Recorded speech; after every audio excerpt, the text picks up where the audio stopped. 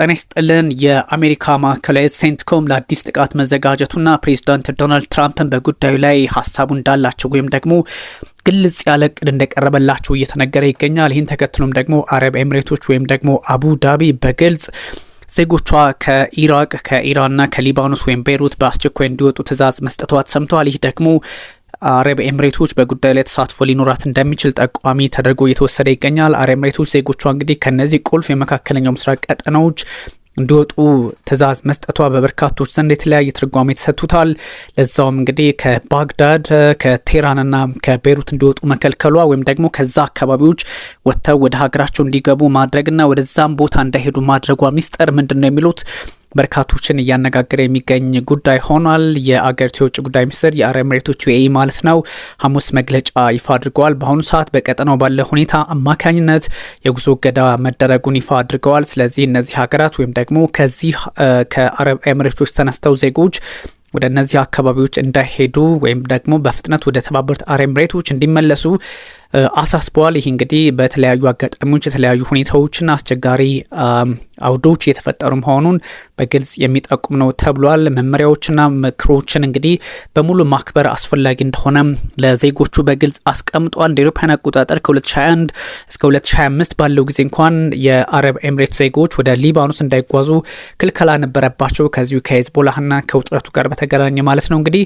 እገዳው ደግሞ የተነሳው ባለፈው አመት ነበረ፣ ልክ ግንቦት ላይ ማለት ነው። አሁን ሜይ 1 ስለሆነ በእንደዚህ አይነት አጋጣሚዎች የነበሩ ጉዳዮች ይታወሳሉ። የካቲት 2018 ላይ አሜሪካና እንግዲህ እስራኤል በኢራን ላይ ጥቃት ከከፈቱ በኋላ ሊባኖስና ኢራቅን ጨምሮ ኢራን ላይ ውጥረቶች ከፍ እያሉ ሄደው ነበረ። ከዚህ አንጻር አረብ ኤምሬቶች ደግሞ አንዳንድ እንቅስቃሴዎች እንዳሉ በሚጠቁም መንገድ ነው ሀሳቧን ያጋራችው። ስለዚህ የአረብ ኤምሬቶች ትዕዛዝ ቀልድ አይደለም ወይም ደግሞ እዛ አካባቢ ያለውን የፖለቲካ ሁኔታና ወታደራዊ ውጥረት የሚጠቁም ነው የሚሉ መረጃዎች በስፋት መውጣታቸውን ቀጥለዋል። ኢራን በዚህ አጋጣሚ ለሁለተኛ ዙር ድርድር እቅዷን አቅርባለች። እሷ እቅዱን ብታቀርብም ግን በተለየ አጋጣሚ ደግሞ የአሜሪካው ፕሬዚዳንት ዶናልድ ትራምፕ እኔ ደስተኛ አይደለሁም፣ ችግራችሁን እዛው ተወጡት የሚል አይነት አንደምታ ያለው ሀሳብ ሰጥተዋል። ይህ ደግሞ በእርግጥም የመካከለኛው ምስራቅ ውጥረት ሌላ አቅጣጫ እንዳለው የሚጠቁም ተደርጎ ተወስዷል። ግን ፕሬዚዳንት ዶናልድ ትራምፕ አንሙት ባይ አይነት ነገር ሆነዋል በሚል በበርካቶች ዘንድ ይተቻሉ።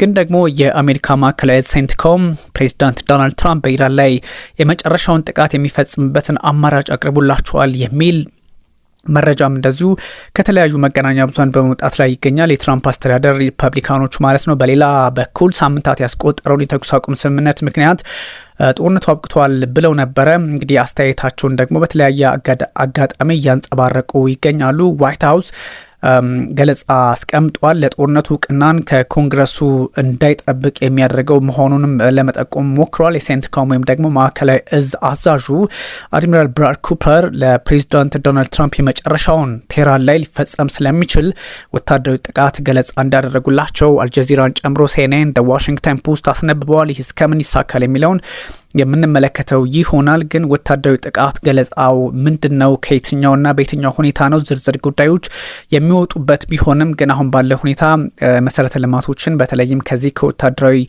መሰረተ ልማት ጋር ግንኙነት ያላቸው እንደሆኑ እየተነገረ ይገኛል። ብራድ ኩፐር ያቀረቡት እቅድ በተለያየ አማራጭ አጭርና አደገኛ የጥቃት ማዕበል መሆኑንም እንግዲህ ለፕሬዚዳንት ዶናልድ ትራምፕ እንዳስረዷቸው ተነግሯል። ይህም የፕሬዚዳንቱን ወታደራዊ ዘመቻዎች እንዲመለሱ ፈቃድ መስጠትን ይፈልጋል። ኮንግረሱ ግን የተለያዩ ጥያቄዎችን ማንሳት ላይ ነውና እንደዚህ አይነት ጉዳዮች ይሳካሉ አይሳኩም የሚለውን የምንመለከተው ቢሆንም ግን ችግሩ ከባድ እንደሆነ ይጠቁማል። ጥቃቱም የቀሩ የኢራን ወታደራዊ ሀብቶችን፣ አመራሮችና መሰረተ ልማቶችን ኢላማ ሊያደርግ ይችላል የሚል ግንዛቤ ነው ያለው። ፔንታገን እንግዲህ ከዚህ አማራጭ ጋር በተያያዘ ከፍተኛ አቅም ያላቸውን የጦር መሳሪያ ስርዓቶችን ወደ መካከለኛው ምስራቅ ቀጠና ማስገባትን እንግዲህ ዳረክ ኤግል የተሰኙ የሃይፐርሶኒክ ሚሳይልን ጭምር እያሰበ መሆኑም በይፋ ተቀምጧል።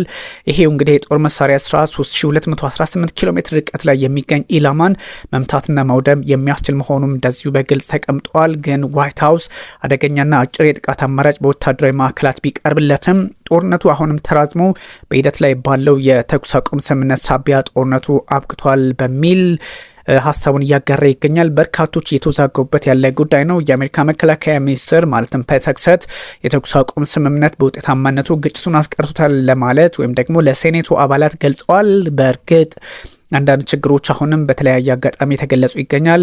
እንደ ምክንያት ያቀረቡት እንግዲህ ከ60 ቀናት በላይ የተራዘመ ጦርነትን በተመለከተ የአሜሪካ መንግስት ከኮንግረሱ ፈቃድ ማግኘት ይገባዋል የሚለውን ነው። እንግዲህ የጎርጎሮሳውያኑ 1973 ወይም ደግሞ እንደ አውሮፓውያን አቆጣጠር ህግን ተፈጻሚነት እንዳይፈልግ ያደርገዋል ተብሏል። የትራምፕ አስተዳደር ሪፐብሊካኖቹ በጠቅላላው ጦርነቱን በተመለከተ ከበርካታ ዴሞክራቶችና የተወሰኑ ሪፐብሊካኖች በኩል ተቃውሞ ገጥሟቸዋል።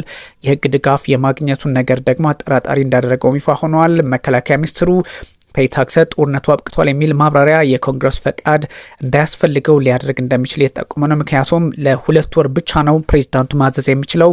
ቀደም ሲል የነገርኳቸው የ1973 ህግ ወይም ደግሞ ኮንስቲቱሽናቸው በዛ ልክ ያስቀምጣል።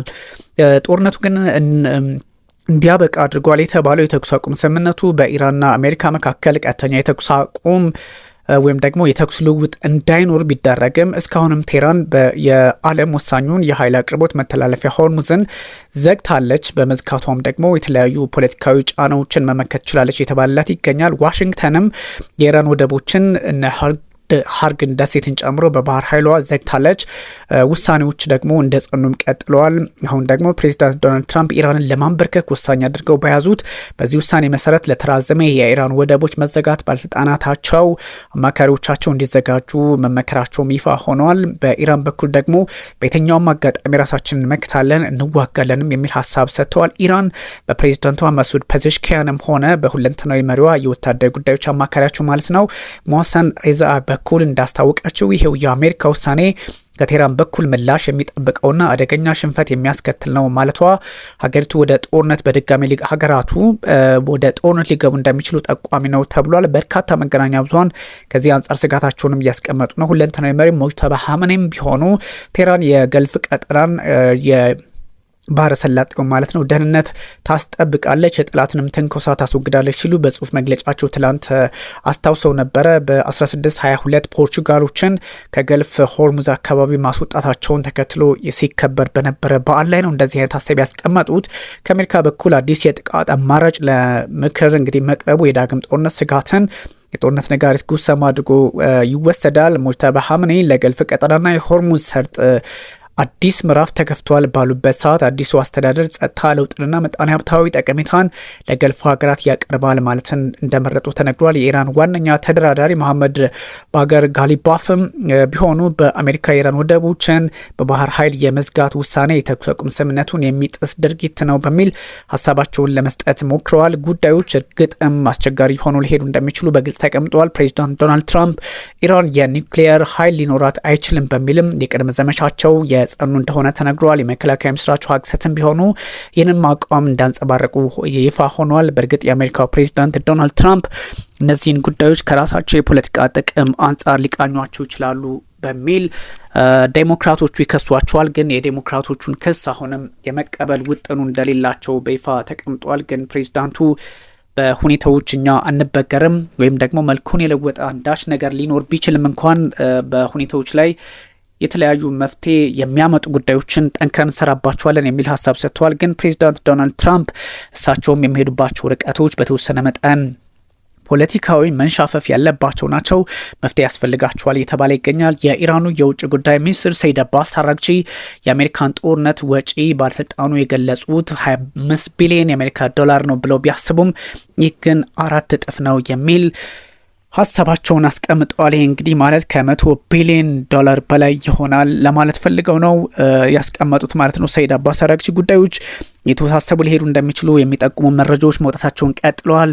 ሰይድ አባስ አራግቺ የአሜሪካ መከላከያ ባለስልጣናት ፔንታገን ጦርነቱ እስካሁን የ5 ቢሊዮን የአሜሪካ ዶላር ወጪ አስደርጓል ቢልም እኛ ግን ያለን ግምገማ ከዚህ በላይ ነው የሚል ሀሳብ ሰጥተዋል። የአሜሪካው ፕሬዚዳንት ዶናልድ ትራምፕ ግን ለመፍትሄ አሁንም ስራ መስራት እንዳለባቸው እየተነገረ ይገኛል። ኢራን ለሁለተኛው ዙር ይህ ባለበት ማለት ነው ድርድር አዲስ እቅድ ማቅረቧ ይፋ ሆኗል። ግን ይሄ ማለት ከዚህ በፊት የከሸፉ ድርድሮችን ጨምሮ እስካሁን የነበሩት ጉዳዮች ምንድናቸው የሚለውን መገምገም ያስፈልጋል በሚል ሪፐብሊካኖቹ ሀሳብ እያቀረቡ ነው። በተለይም ፕሬዚዳንት ዶናልድ ትራምፕ አም ናት ሳቲስፋይድ የሚል መረጃ ሰጥተዋል። ስለዚህ እንደዚህ አይነት ጉዳዮች መልካቸውን ለውጠው መጨረሻቸው ምን ሊሆን ይችላል የሚለው በጣም ዓለምን እያስጨነቀ የሚገኝ ጉዳይ ነው። በተለይም ኢራን 2 ወር የተሻገረውን ጦርነት ለመቋጨት የተለያዩ ጥረቶች ማድረግ አለብን የሚል ሀሳብ አላት።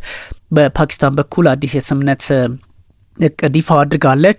እንግዲህ ይህ እቅድ ደግሞ በነ ፕሬዚዳንት ዶናልድ ትራምፕ አማካኝነት ተቀባይነት ያገኘ አይመስልም። በተለይም ደግሞ ትራምፕ አግባብነት የሌለውና የማልፈልገው አይነት ነው የሚል ሀሳብ መስጠታቸው ጉዳዩን የተለየ መልክ ያሰጠዋል። ኢራን እንግዲህ ከአሜሪካ ጋር በሚኖራት ድርድር ፓኪስታን አደራዳሪ ሆና እንደምትቀጥል ይፋ አድርጋለች። ግን ደግሞ እንደዚህ አይነት ሁኔታዎች ዓለም በነውጥ ላይ ባለችበት ሰዓት የሆነ ነውና ለፕሬዚዳንት ዶናልድ ትራምፕ ደግሞ እንደ ሽንፈት የሚቆጠር በመሆኑ ጉዳዮችን በተለየ መንገድ አያቸዋለሁ የማለት የፖለቲካ ኮንሰፕት ውስጥ ናቸው። ግን ትራምፕ በግልጽ ያስቀመጡት ሀሳብ አለ።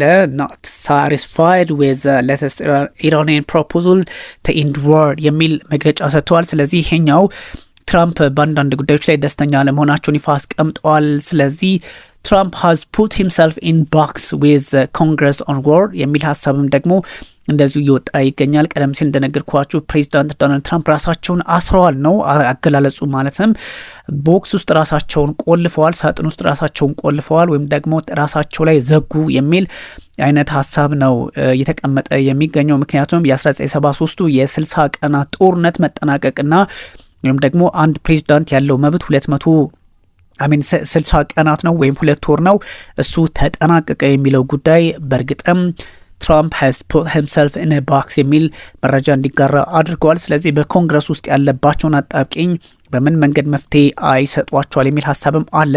ትራምፕ ስለ ኦይል ጋዝ ወይም ደግሞ ስለ ነዳጅና ጋዝ ፕራይስ በቅርቡ ይቀንሳል የሚል ሀሳብ ሰጥተዋል። እንግዲህ ይሄን ያሉት ደግሞ ትራምፕ said he prefers not to resume large scale strike on Iran and is still negotiating አሁንም እየተደራደሩ ነው። በኢራን ላይ ከባድ ጥቃት የመሰንዘር አላማ እንደሌላቸው ደግሞ በሌላ በኩል ሀሳብ ሰጥተዋል። ትራምፕ አንድ ጥያቄ ተጠይቀው ነበረ whether he is considering more strikes on Iran. Trump told reporters, why would I tell you that? ለምን እነግራችኋለሁ ጥቃት ሰነዝራለሁ የሚል ጥያቄ ተቀርቦላቸው ነበረ ከጋዜጠኛ። ለምንድን ነው ጥቃት መሰንዘሬንም ሆነ አለመሰንዘሬን ለእናንተ የምናገረው የሚል ሀሳብ ደግሞ ሰጥተዋል።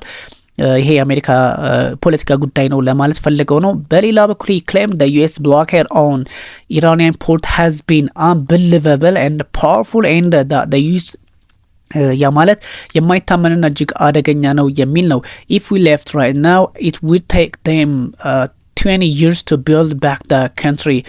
ቢያንስ 20 ዓመታትን ወደ ኋላ ወስደናታል። ምንም እንኳን ጦርነቱን አሁን አቁመን ልንወጣ ብንችል ያን አይነት መመከት የማይችሉበት ወይም ደግሞ 20 ዓመት ወደ ኋላ መልሰናታል አሁን እንኳን ብንወጣ የሚል መግለጫ ሰጥተዋል። he predicted the price of oil and gas will fall recently የሚል ወይም ደግሞ soon ይቀንሳል የሚል ሀሳብም አላቸው። US war in Iran was unlawful from the beginning የሚሉ ሀሳቦች ደግሞ እዛው ኮንግረስ ውስጥ እየመጣባቸው ነው። Trump says those calling for war powers resolution not patriot በዚህ ትራምፕ እንግዲህ በ1973 ህግ አማካኝነት ከ2 ወር